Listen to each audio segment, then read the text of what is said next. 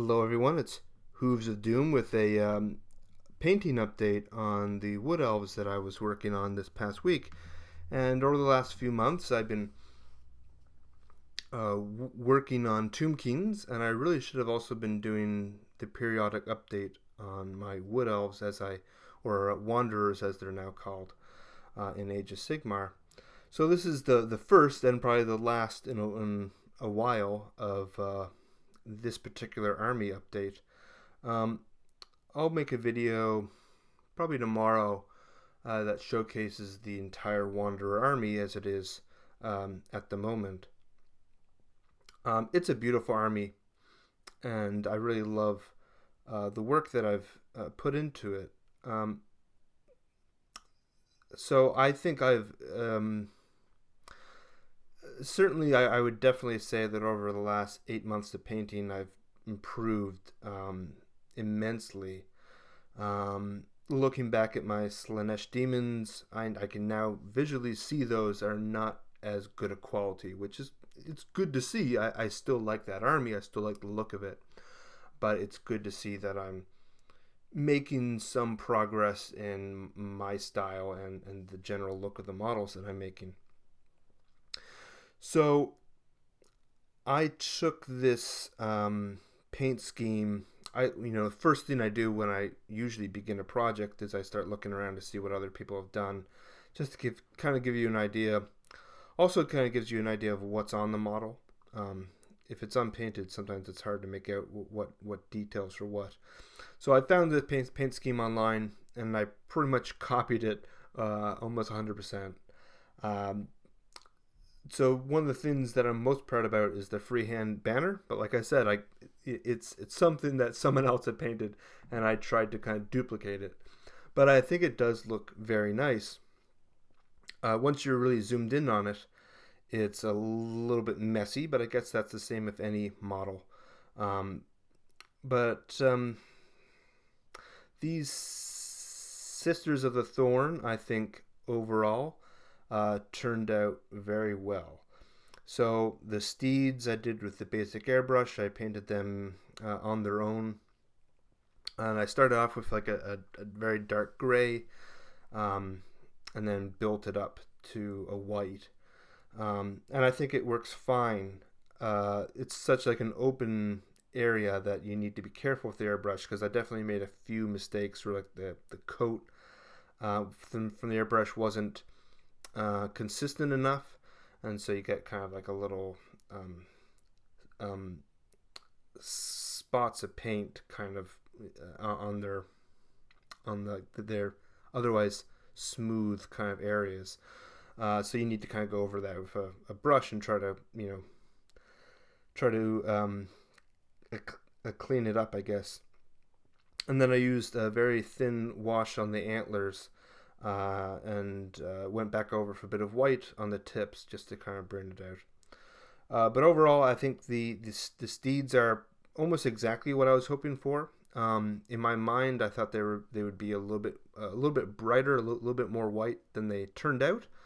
But overall, I'm pretty happy with how they looked. So if I did like a unit of Wild Riders, I would probably do more like the traditional brown kind of steed.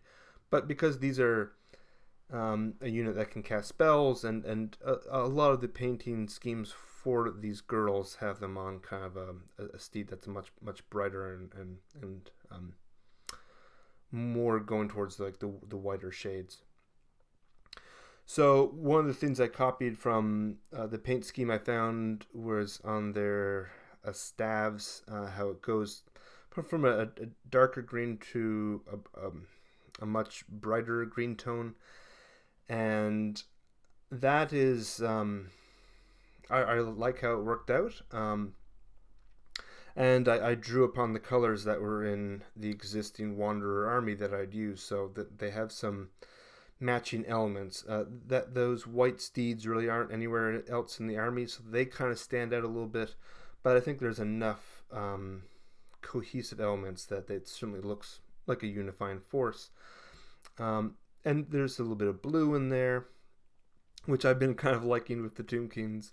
That that's not really anywhere else in the army, but I don't think they stand out that much. Um, the other Wanderer units that I've done, I've tried to do more like a bronze look. Um, I find that really difficult. Partially because like the bronze paint I have is kind of old and it doesn't evenly apply onto the model that well. So I just went with the standard gold, and I'm probably really overdoing gold as of recently. My Tomb Kings have a ton of gold all over them. For some reason, I always gravitate towards gold. It's really in my vampire accounts quite heavily as well. But yeah, so the freehand I loved. The other thing I really tried to up with these models, and this is for the Budget of Sigmar if I haven't mentioned that, is that I worked on the eyes, and actually did try to incorporate that element.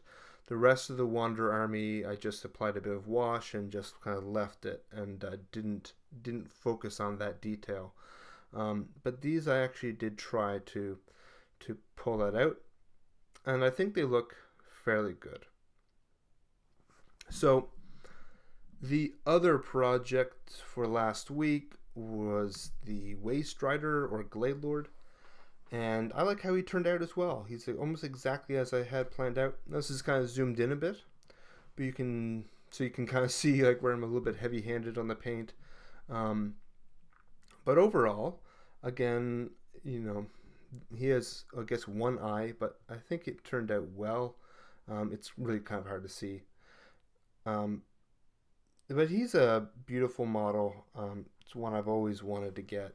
And I like how the sword turned out. I guess there is so right underneath the log he's standing on is a little blue sprite. That blue is actually throughout the army. It's on Durthu, and a few of the other Wanderer units have little sprites on their banners and such. So that is kind of a cohesive theme. So I pushed it up a bit with the sword, and the sword has elements in it with the metal that make it a little bit difficult to play around with like balancing the light a bit. But I think I achieved what I was going for with this. I remembered watching the Grey Knight tutorial for power weapons in December that Warhammer TV had put out. So I kind of went back to that and watched how they had achieved that effect. So basically, one half of the sword is lighter than the other half, and it progressively gets lighter towards the tip, and it alternates on either end. And it's actually pretty easy to achieve. And I think it would have been a little bit better had I had a lighter blue. They recommend going up one shade lighter, which I didn't have. So it doesn't have quite as strong of a contrast. But overall, I think it turned out well. And he's just a beautiful model. Everything else, every other feature on him, I basically did exactly like the Waywatcher Lord or the Glade Guard. So all in all, it was a busy week, but to get these 6 models done and to get them done, I guess within 5 or 6 days, I was extremely happy with. Although it took a lot of hours to do. So I'm working on my Ushabti for Tomb Kings, and I will do another update when those are finished. Thanks for tuning in, watching, and have a good one.